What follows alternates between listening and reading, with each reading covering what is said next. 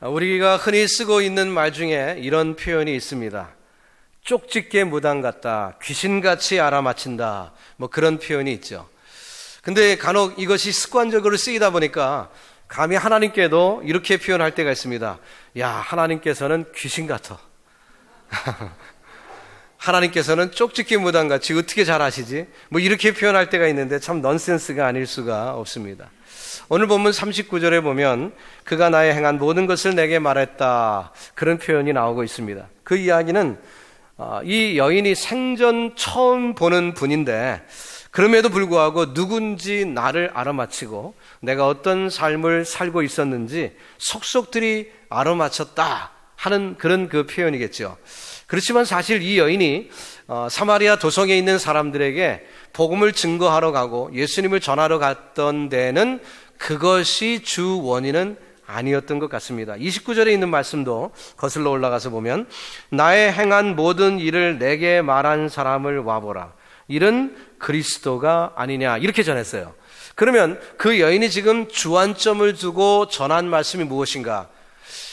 혹 이것이 내가 만난 그분이 쪽집게 무당처럼 잘 알아맞히는 사람이다라는 것이 강조된 건지, 아니면 바로 그분이 우리가 그렇게 애타게 기다리던 메시아야, 이것이 중심인지 여러분 보시면 아시겠죠. 이는 그리스도가 아니냐, 이것이 강조된 부분입니다. 그렇다면 이 여인은 지금 신기하게도 내가 과거에 걸어온 이 모든 것을 알고 계신 분이 있는데 그것이 그렇게 중요한 게 아니라 그보다 더 중요한 것은 바로 그분이 메시아, 우리가 기다리던 그리스도, 바로 그분이야 라고 강조를 하게 된 것이죠. 이것은 결과적으로 그 여인의 행동을 보면 또 확인이 됩니다. 그 여인이 이 이야기를 가지고 마을로 달려가서 이야기를 전했다고 했습니다. 그 마을 사람들은 어떤 사람들입니까? 피하기를 원했던 사람들입니다. 이 여인이 회피하기를 원했던 사람들이에요. 대인 기피증을 앓을 정도로 동네 사람들, 자기의 그 과거를 다 알고 수근수근 대는 사람들 만나기를 싫어했습니다. 그렇기 때문에 떼학볕에도 불구하고 물을 기르러 그런 시간에 나갈 정도로 사람 만나는 게 부담이었던 사람이에요. 그럼에도 불구하고 지금 그 사람들을 만나러 달려갑니다. 가가호 문을 두드리며 그들에게 이 소식을 알리고 있습니다. 그 이야기는 무엇일까요? 쪽집게 무당 하나 만났다고 이렇게 행동할까요? 그렇지는 않다는 거예요. 만약에 예수님을 단순히 쪽집게 무당 정도로 생각했다면 이 여인은 이렇게 했을 것입니다. 예수님을 붙잡고 물어보겠죠. 지금 내가 당신 말대로 5번 이혼하고 6째하고 살고 있는데 이 남자는 어떻소? 쓸만한 것 같아? 뭐 이런 얘기를 질문한다든지, 뭐 아니면은 내 인생이 앞으로 어떻게 되겠냐고 뭐 이런 질문을 한다든지 궁금한 것들을 물어보는 것으로 계속돼야 되지 않을까요? 근데 여인은 그런 건 묻는 것을 하지 않고 거기에서 스탑하고 그 소식을 마을로 달려가서 그렇게 회피하려 했던 사람들에게 전하고 있습니다. 자, 그가 보인 이 행동 하나만 보더라도 우리는 확인할 수 있습니다. 이 여인이 마을로 뛰어갔던 이유는 그저 귀신같이 알아맞히는 어떤 사람을 만났기 때문에, 그 호기심의 충족 때문에, 자, 마을 사람들도 같이 가자, 여러분들의 호기심도 한번 충족해보자, 이것은 아니죠. 그것은 그 여인이 달려간 목적이 아니었습니다. 자기가 창피를 무릅쓰고 달려갔던 원인은 바로 그들도 이 메시아를 기다리고 있었기 때문에, 나 혼자만 메시아를 기다린 게 아니라 바로 내 동네 모든 사마리아 사람들, 그 혈통적으로 어려움을 당하기 때문에 천대받고 어려움을 당했던 우리 민족, 이 모든 사람이, 그 한 섞인 우리 민족이 바로 메시아를 기다리고 있었는데, 메시아를 만났으니 우리 메시아를 이 사람들이 다 필요로 하고 있다는 것을 생각해서 그렇게 달려갔던 건 아니겠습니까? 이 사마리아 사람들은 모두 마음 한구석에 상처를 가지고 있던 사람들이었습니다. 수백 년 동안 민족적인 서러움을 당하고 있었어요. 혼혈민이라 해서 낙인 찍힌 민족이었습니다. 그 부담을 안고 수백 년을 살아가고 있습니다. 바벨론으로 끌려갔던 유대인들이 한때 돌아왔던 적이 있었습니다. 그래서 성전을 재건하는 그런 일이 있었는데, 그때 이 사마리아 사람들이 같이 그것을 동역을 하겠다고 제안을 했어요. 그래서 우리도 한번 동참을 해서 그 성 짓는 일에 같이 동참을 하겠습니다. 그랬더니 유대인들이요, 냉혹하게 거절했습니다. 자격이 없다는 거예요. 거절을 해버렸어요. 그리 가슴이 미어지는 거죠. 우리 말에 못 먹는 호박 찔러 넣어보자 이런 표현 있잖아요. 어차피 내게 아니니까 회방 놓고 싶은 심정, 뭐 그런 것 있지 않습니까? 바로 이 사마리아 사람들이 그런 심정이 됐어요. 그래서 우리가 같이 이 일을 못한다면 회방이나 놀아보자 해갖고 파사나라에 고자질을 했습니다. 이 사람들이 지금 성을 재건해서 지금 왕국을 다시 세우려고 한다, 이렇게 해서 그 성전 짓는 것을 방해하려고 했던 그런 과거의 역사가 있어요. 정말로 천천지원수죠. 그런 가운데 그들이 살아가고 있습니다. 지금 그 어려움 속에 수백 년을 지나고 어디에도 회복될 기미가 보이지 않는 그런 삶. 그러나 그들이 알고 있는 것이 하나 있습니다. 그것은 메시아가 오시는데 그 메시아가 오시면 이 모든 것을 해결해 주실 것이다, 이런 믿음이 그 속에 있었어요. 그렇기 때문에 그들은 기다리고 기다렸는데 드디어 이 여인이 메시아를 만난 것입니다. 얼마나 기뻤을까요? 자기만 기쁜 게 아니라 자기 독립 사람들을 생각합니다. 자기 민족을 생각합니다. 이 모든 것이 회복될 날을 생각하니까 내가 그저 조금 창피당하는 것은 문제가 되지 않는 거예요. 달려갔습니다. 그래서 복음을 전한 거죠. 우리 한민족은 어떻습니까? 우리 한국 사람들도 우리 민족도 응어리가 있지요. 우리도 지독히 못 살았습니다. 정말 못 살았습니다. 나라가 약했습니다. 5,000년 동안 약한 나라였기 때문에 결국 강대국들에게 짓밟히는 것이 우리의 역사였습니다. 한국에 이번에 방문해 보니까요, 그 한국이 이제는 좀 잘 살게 되니까 박물관을 잘 해놨더라고요. 박물관을 곳곳에 세웠습니다. 천안 근처에 가니까 독립기념관이라는 박물관을 해놨는데, 와, 워싱턴 DC보다 더 잘 해놨어요. 얼마나 잘 해놨는지, 저는 시간이 없어서 다 돌지도 못하고 중간만 돌고 왔어요.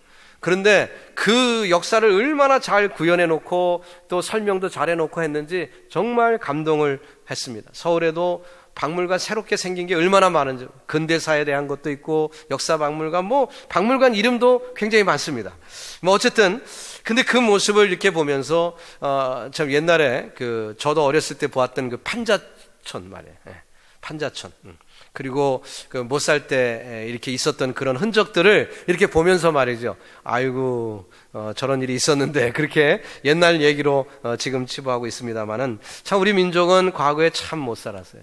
그러니까 한도 많고 어려움도 많았습니다. 그때 이 복음이 전해졌죠. 우리에게 100여 년 전에 복음이 들어왔습니다. 그 힘들고 어려운 한말, 그러니까 나라가 그 빼앗기는 그 어려움 속에서 복음이 들어오니까 그 강단을 통해서 전해지는 말씀들은 주로 계시록 강해라든지 소망에 대한 이야기, 그런 얘기들이었습니다.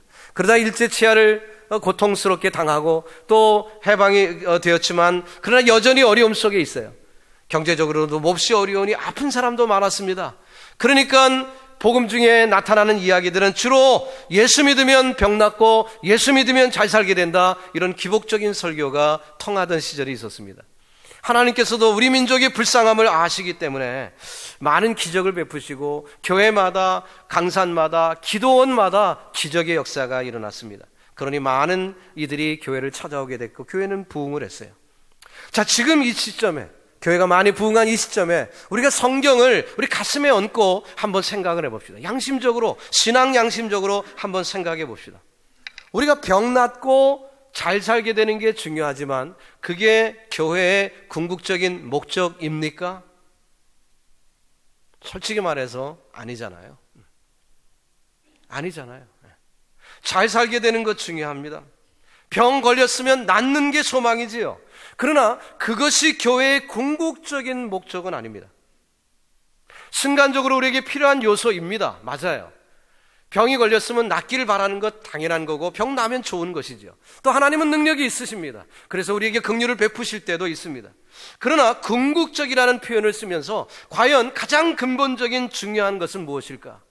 교회를 통해, 말씀을 통해 깨달음을 갖고 확인되어야 되는 것은 죄 문제입니다. 죄가 드러나야 됩니다. 죄가 도려져야 되고 바로 그 죄 문제가 해결돼서 구원을 받아야 되죠. 그래서 교회는 이 죄를 지적하는 나팔이 되어야 할 줄로 믿습니다. 한국 교회는 교세는 커졌습니다. 십자가는 우뚝 섰습니다. 그러나 믿음이 성장하지를 못하고 있습니다. 초보적인 믿음, 처음 믿음, 첫신앙에 머무르고 있어요. 이 사마리아 여인도 마찬가지입니다. 예수님을 그저 쪽집게 무당 정도로 수준으로 생각했다면 그 수준에 머무르고 말았을 것입니다. 동네 뛰어갈 이유가 없었어요.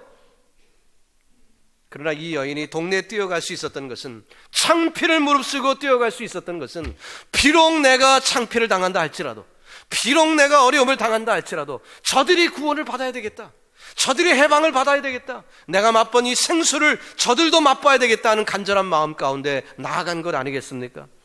요즘 한국이 형편이 어떻게 됐습니까? 잘 살게 됐어요. 그래서 이제는 한국 사람들이 일본에 가서 장 보는 그런 일이 많이 있다고 합니다. 왜? 일본이 한국보다 물건이 더 싸대요. 저는 그 비교를 안 해봐서 잘 모르겠는데 일본이 더 싸대요. 그렇기 때문에 거기 가서 장 보고 오는 그런 분들이 많이 있다고 들었습니다. 사실 아이러니 아닙니까? 지금도 유엔 앞에서는 위안부 문제로 온몸과 마음이 갈기갈기 찢겨진 분들이 정말 울분을 터뜨리며 울고 있는데, 또는 한쪽에서는 그저 값이 싸다는 이유로 열심히 일본 물건 사주고 있는, 정말 아이러니 속에 우리가 살고 있습니다. 정말 한국이 잘 살게 된 건 잘 살게 됐습니다. 그러다 보니까 이제는 한이 없는 것 같아요. 한이 없는 것 같아요. 그 엉어리졌던 한 때문에 교회 나왔고 그것만이 목적이라면, 한이 없으면 교회 더 다니겠습니까? 교회 안 다니는 거죠. 병 낫는 것만이 목적이었다면 병 고침을 받은 다음에 더 이상 교회 다닐 필요가 없어요. 건강한데 뭐하러 다닙니까? 잘 사는 것이 목적이었다면, 비즈니스 잘 되고 평탄할 때는 교회에 올 필요가 없는 거죠. 그래서 한국 교회는 지금 텅텅 비고 있는 것입니다. 잘 살게 됐으니까. 잘 살게 됐으니까. 여러분, 교회는 구원의 방주가 되어야 하는 줄로 믿습니다. 세상의 수많은 더럽혀진 추악한 것들을 우리는 역청으로 그리스도의 보혈로 바르고 이 교회 안에 들어오지 못하도록 하면서, 교회는 참된 진리가 선포되고 하나님의 나라가 건설되는 이 교회의 궁극적인 목적을 우리 교회가 이루어야 할 줄로 믿습니다. 한 20여 년 전에 보았던 영화 중에 여러분도 많이 보셨을 텐데, 서편제라는 영화가 있습니다. 혹시 보신 분들 계시죠?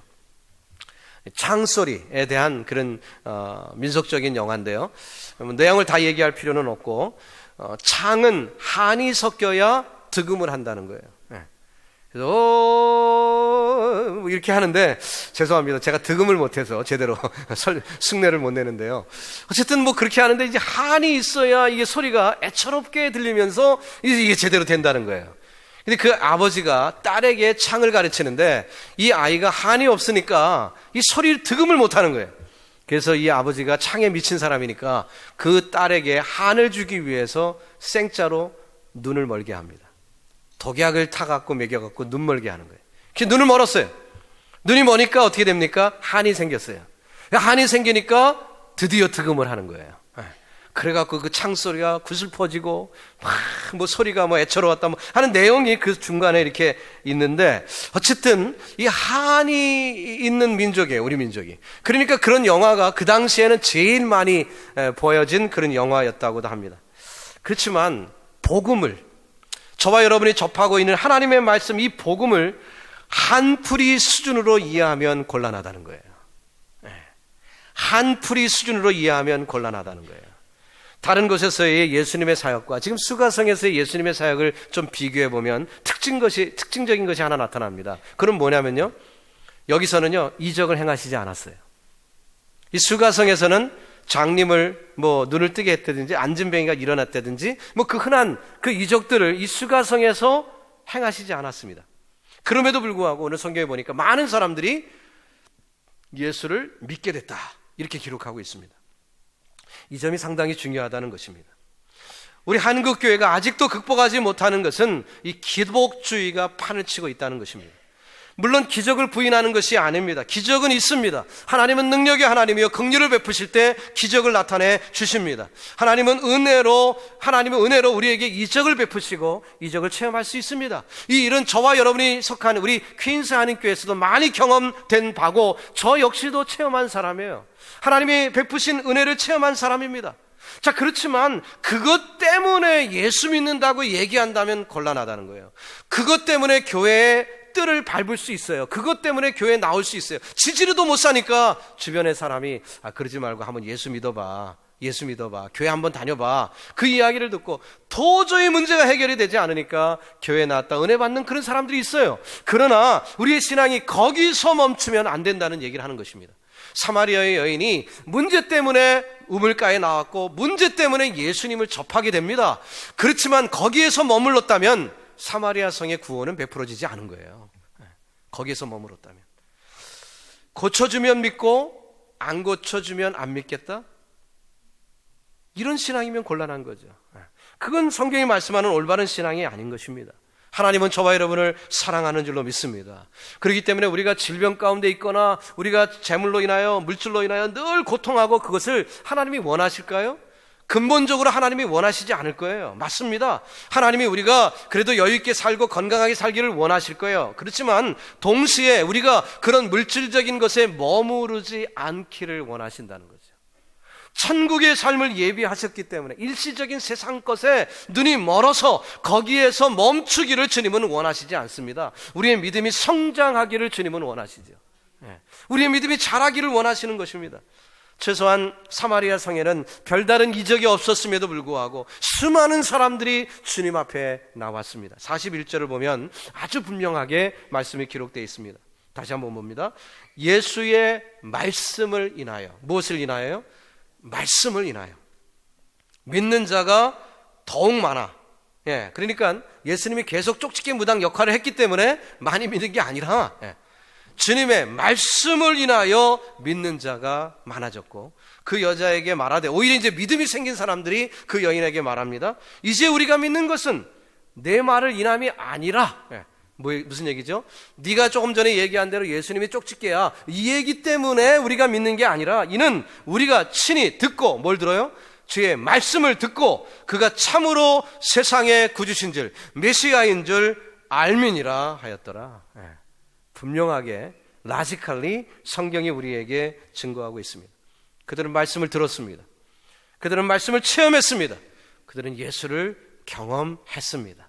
그렇기 때문에 달라진 거예요. 단순히 기적만을 원했다면, 그리고 그 여인이 전할 때 그 메시아라는 내용은 빼놓고 그저 마음의 관심이 기적에만 있었다면 예수님이 오셨을 때도 여전히 저는 어떻게 될까요? 나는 어떤 사람인지 알아맞혀 보세요, 이 일을 계속했겠죠. 그러나 성경을 보세요. 그렇지 않습니다. 그들은 변화됐습니다.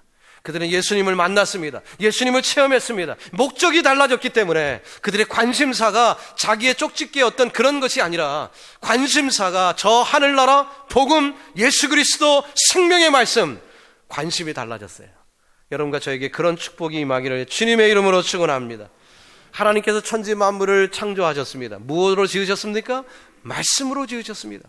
요한복음 1장 1절에 뭐라고 기록됐습니까? 태초에 말씀이 계시니라 했습니다. 예수님의 닉네임은 말씀이에요. 예수님의 별명은 말씀입니다. 그렇기 때문에 이 말씀은 얼마나 소중한 것인지 모릅니다. 사실 이 말이라는 것은 대화잖아요. 대화를 위해서 필요한 거잖아요. 그러면 말이라는 것은 상대방이 있어야만 존재하는 것입니다. 의미가 있는 거예요. 혼자 그냥 독백을 하는 것은 말의 의미가 없는 거죠. 들어주는 사람이 없으니까. 그러나 말이라는 것은 상대방이 있고 내가 있어야 이 대화를 통해서 의미가 왔다 갔다 하는 건 아니겠습니까? 상대방과 교제를 위해서 하는 거예요. 그렇다면 어떤 의미에서 하나님은 말이 필요 없는 분입니다. 왜냐하면 피조물은 하나님과 상대할 자격이 안 돼요. 우리는 하나님을 상대할 자격이 없어요. 그러니까 하나님은 굳이 말씀할 필요가 없었어요. 그렇지만 말씀하셨어요. 왜? 말씀의 목적이 뭐죠? 우리와 교제하기 위함이에요. 우리와 대화를 트시기 위하여 말씀을 하신 거예요. 예수님이 지금 사마리아 사람들에게 말씀을 전하는 것은 그들과 대화를 통하여 교제하고 그들이 하나님을 알게끔 만들기 위하여, 그래서 말씀을 나누신 거죠. 오늘도 이 말씀 우리가 읽고 듣는 이유는 하나님께서 주신 이 말씀을 통해 우리가 하나님을 알아가고 주님과 교제하는 시간인 줄로 믿습니다. 아는 것이 중요해요. 우리가 이웃과의 관계를 계산할 때도 그 관계가 깊은 사람이냐 얕은 사람이냐 어디서 차이 납니까? 관심의 대상을 보면 알아요. 예를 들어서 그 사람이 아플 때 내가 어떤 느낌이 드느냐. 나도 막 아프고 막 그런 것 같으면은 마음이 막 괴로우면은 깊은 사이예요. 그러나 이 사람이 지금 죽을 병이 걸렸는데 그랬어? 하고 쓱 지나가면 인포메이션 수준이면 그건 깊은 사이가 아니에요. A라는 사람이 너무너무 즐거운 좋은 일이 벌어졌어요. 그냥 막 비즈니스가 잘 되고 막 좋은 일이 벌어졌어요. 그러면 함께 즐거워하고 좋으면 깊은 사이예요. 그런데 그것을 얘기를 듣고 배가 아파지기 시작해요. 그럼 이거는 가까운 사이가 아니에요. 예, 별로 좋은 사이가 아니에요. 예, 그렇죠? 예. 자, 이런 문제들이 있습니다. 그렇기 때문에 우리가 신앙생활을 엉성하게 해서는 안 된다는 거예요. 교회는 이래야 된다, 저래야 된다. 말은 하는데 아는 것 같은데 실상은 몰라. 실상은 몰라요. 왜죠? 예수님을 모르니까. 예수님하고 교제를 안 했으니까. 예수님의 아픔을 모르니까. 예수님의 기쁨을 같이 기뻐하지 않고 있으니까 모르는 거예요. 그건 아는 게 아니에요. 여러분과 제가 한번 양심에 손을 얹고 도전을 해보세요. 예수님의 아픔을 내가 아파하고 있는가? 예수님의 기쁨을 내가 기뻐하고 있는가? 예수님의 기쁨이 내 기쁨이요, 예수님의 아픔이 내 아픔이면 여러분은 예수님과 깊은 교제를 나누는 사람인 줄 믿습니다. 그러나 아직도 그냥 예수님을 그냥 아는 것 같은데도 기쁨이 전혀 느껴지지 않고 예수님의 아픔도 전혀 느낌이 없으면은 미안하지만 깊은 사이는 아니죠. 기독교에서 가장 중요한 것이 무엇입니까? 예수님과의 관계입니다. 하나님과의 관계예요. 결국은 그것 아닙니까? 하나님이 무엇을 안타까이 여기시며 정말 간절히 원하시고 계시는 그 탄식을 우리가 느끼고 있다면 우리는 그렇게 할 수밖에 없습니다. 그것이 내 인생의 중심이 될 수밖에 없어요. 예수님이 기뻐하시는 것이 무엇인지 분명히 알고 그 일을 하면서 나도 기뻐한다면 내 인생 팽개치고 그 일을 할 수 있어요. 주님과 깊은 교제를 하고 있기 때문에. 이 여인이 그랬던 것이죠. 짧은 기간이지만 이 여인의 신앙은 깊어졌어요. 마을로 가면 자기는 창피를 당해요. 마을로 가면 나는 수치를 당해요. 그러나 그것보다 예수님의 마음을 느꼈어요. 예수님의 간절한 마음을 느꼈어요. 저 성에 있는 수많은 사람들이 죽어가고 있는 그 모습을 보며 안타까이 여기는 그 예수님의 마음을 이 여인이 체험했어요. 그러니까 달려갈 수밖에 없는 거예요.